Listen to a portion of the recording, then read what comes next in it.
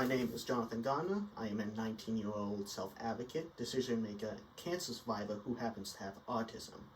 Among other roles, I serve on the Massachusetts Developmental Disability Council, where I have been helping to pass a bill called Supported Decision-Making. Supported decision-making is an alternative to guardianship, which will allow people like me to make their own decisions and get to choose how and who they want to be supported by.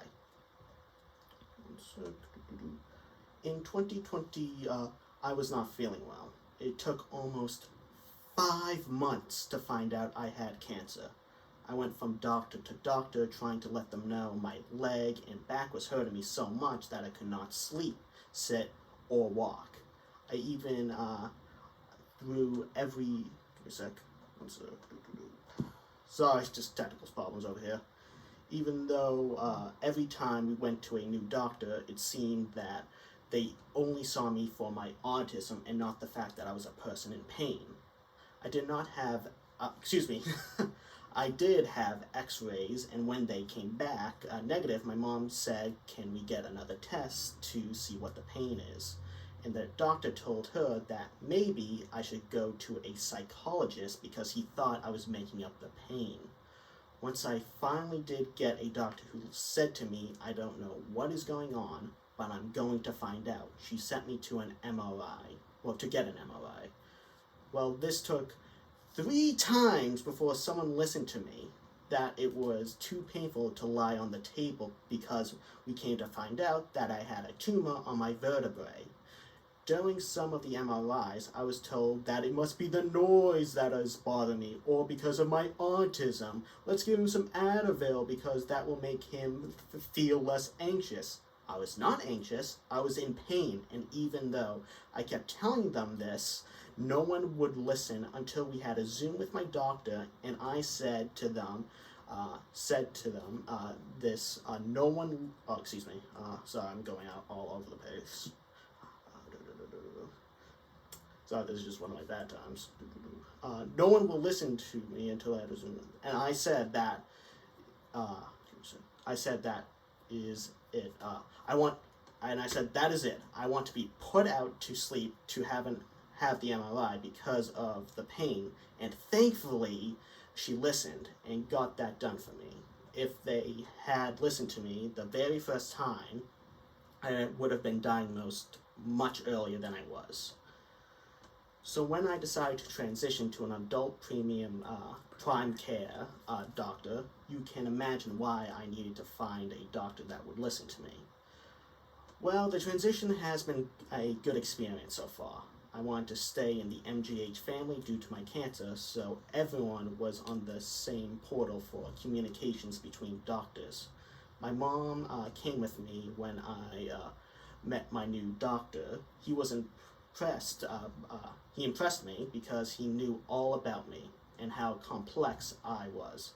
I told him my mom would be joining me as my support person, and he was totally open to anything I needed. He communicated directly with me, but made sure to hear from my mom when she chimed in about my history or had something important to add. He asked me mostly about things I'd like to get to know me, which made me feel really comfortable, and told me to contact him for anything I need before my next appointment. It was great because I was the decision maker on whether or not my new primary care doctor was a good fit for me or not. I am happy he is a great listener and a good fit. Thank you. Thank you, Jonathan. Those were really compelling comments. I think particularly the point that you made, Jonathan, about I had a problem, but nobody listened to what my problem was, and how much time you had to do and wasted time to advocate for explaining what your problem was, and having someone listen. And I also like the fact that what you said was your adult doctor knew something about you before you came to meet him, which is, I'm certain, very, very comforting. And again, seeing you in that decision-making role is, So, thank you, Jonathan. And thank you for letting me share my story.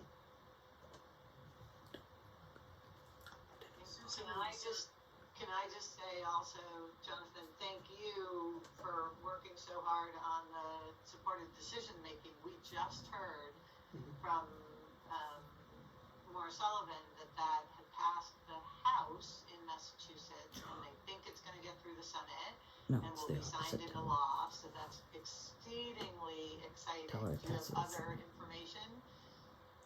If you don't mind, it's actually the opposite.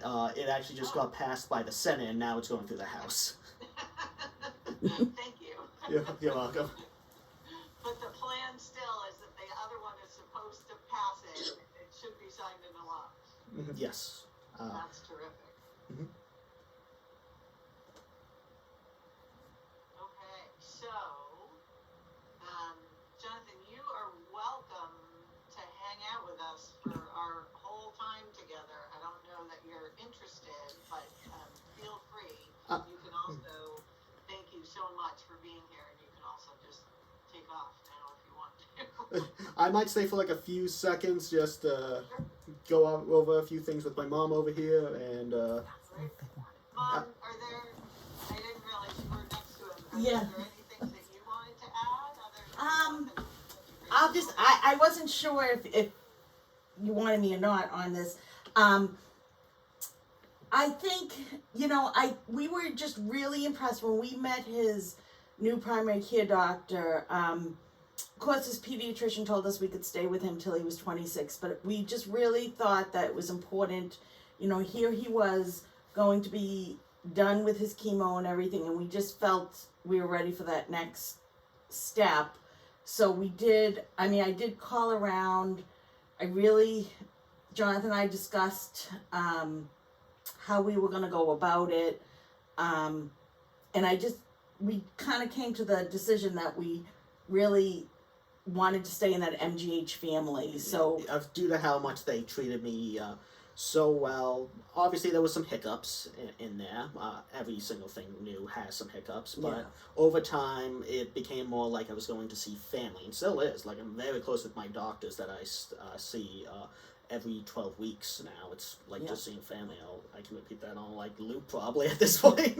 And we did ask for recommendations, but they said anyone, and it was really just knowing that Jonathan felt comfortable with him, and I said to him that, it was his decision. We went in there not knowing, you can look someone up online, but not knowing, and just to make sure it was the right fit. And the great thing is, at any time he doesn't like them, he can change providers too. But I have to say, I was quite impressed because he came in and he knew everything in Jonathan's file already. It was great.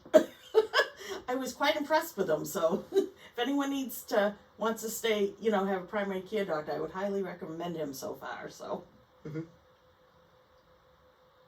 I would suggest not to use his name. I was almost tempted, but I'm like, he'd probably shoot me. He'd be like, oh my gosh. I was actually starting to get nervous there for a second. And he's brand new too. He was young, brand new, and so it was just refreshing. I know my primary care doesn't even know everything really, so I was seriously impressed. Jonathan was too, and he really valued Jonathan as asking him what he needed, and the eye contact was great. I just kind of sat in the corner, and he asked a few questions, and if Jonathan didn't know those answers, he would refer to me. So. It sounds like, Jonathan, you said you told him my mother's going to be my support person. Mm-hmm. Yeah, basically. Great. Because not a lot of adults go into clinic. I mean, I go with my husband because I'm a doctor, right? But not a lot of adults go into clinic with somebody else with them. And so it's important, I think. It's slightly different compared to pediatrics, where there's almost always an adult in with the patient, right? So we've got to get the adult providers to be more comfortable with that and expect a team. And I think one of the things that Jonathan does so well too is when we go anywhere, he introduces himself and then introduces me. Whether it role or the supportive decision person support role, he'll he just kind of does that, which is, I think we've evolved to that point. So it's been wonderful, like the acceptance that, and he'll go and explain to him what that means for his own support. So I think even if it's, moving forward when this does become law and whatnot, if someone can communicate that to their primary care person, whether it's verbally, written down, however it is, I think would be very helpful in the process. Absolutely.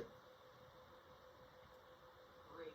Thank you guys so much. Thank you for having us. Yeah, truly, thank you. All right, I will advance if I can, once again, advance the slides. And we are going to spend some time